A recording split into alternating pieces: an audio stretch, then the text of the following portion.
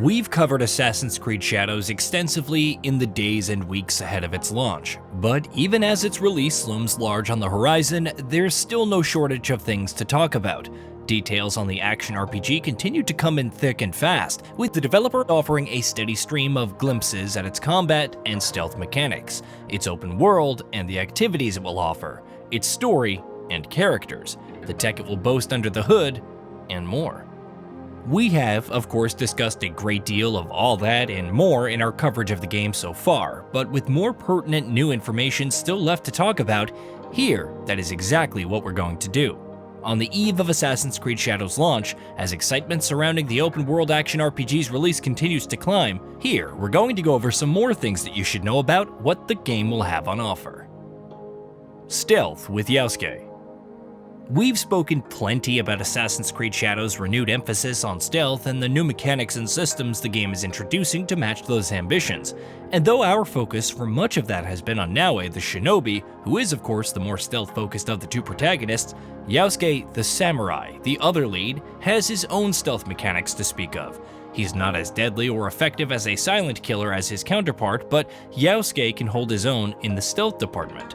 His base moveset will of course allow him to do prone, crawl around, and make use of the shadows to his advantage just like Naoe can, even if he won't move as quiet or as nimbly. On top of that, Yasuke will also have access to a bow that he will be able to use as a deadly ranged option for when you want to remain quiet. He will also replace Naoe's hidden blade assassinations with much louder and more brutal assassinations with his primary weapon, which will attract the attention of other nearby foes.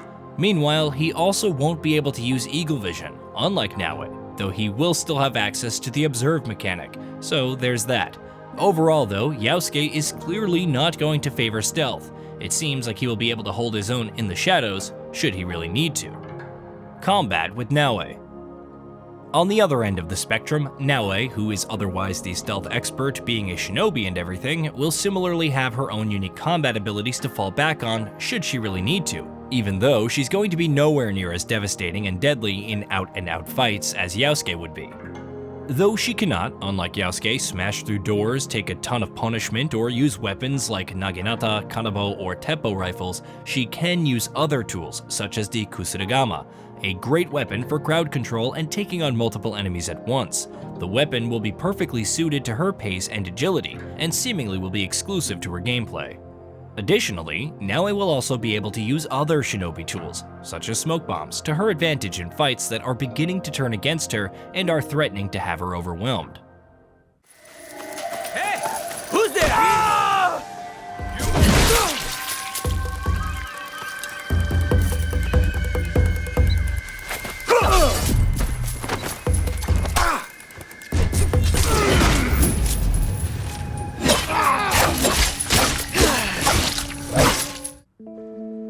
Afflictions.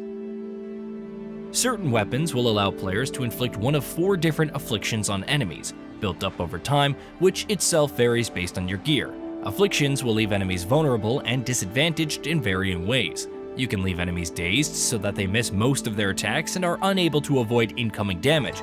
You can leave them bleeding to deal a healthy chunk of additional damage as soon as the affliction has built up enough. You can leave them poisoned to deal with continuous light damage over time and to interrupt their attacks with fits of throwing up. And you can leave them knocked out, which does exactly what its name suggests, leaving them unconscious on the ground for a set period of time. Whether you wish to finish them off permanently before they wake up is entirely your choice, of course. Castles. Clearing enemy strongholds to be rewarded with powerful gear has become an Assassin's Creed staple, and sure enough, Shadows won't disappoint in that regard. Throughout its rendition of feudal Japan, you'll find castles, heavily guarded strongholds that are brimming with resources, loot chests, and of course enemies. Each castle will also have a single special loot chest that will contain special gear, which, unlike all other chests in the game, which are randomized, will have prescribed, unique gear. Killing all samurai daisho in a castle will be the only way to unlock its special loot chests. Merchants. Though usually ignorable in Assassin's Creed games, merchants in Shadows will be seemingly a little less so. Each merchant will stock different kinds of wares, from cosmetics and weapons to armor and consumables, while weapons will also restock and offer things to purchase at the turn of every season. Some merchants, meanwhile, will also sell unique, exclusive items not found elsewhere. More hideout customization details. Customizing and personalizing a central hub in an Assassin's Creed game may not be a novel concept, but Shadows is expanding gameplay options significantly in this department. We've spoken in the past about the many customization options players will have available for their hideout, but of course there's more to speak of. Included in this list of the many different rooms players will be able to add to their hideout will be Nando, a barracks that will also make refilling your scouts less expensive, the Gallery, which will let you create custom loadouts, the Zashiki, which will improve health restoration for both protagonists, and more. Companions in the hideout. Players will also see a growing cast of allies and companions making the hideout their home over the course of the game. Out on the field, they'll be fierce soldiers who will aid Yasuke and Naue in both combat and stealth. In the hideout though, things will be much more relaxed, and as you're walking around, not only will you be able to have conversations with them as both protagonists, but will also get the chance to catch conversations between different characters, giving you a taste of life in the hideout. Console graphics modes. Though we've known for a while now that Shadows will feature a 60 FPS performance mode on PS5 and Xbox Series X, what can we expect from its other graphics modes? On both consoles, the game will feature quality, performance, and balanced modes, each running at 4K, though the 4K will obviously vary in quality.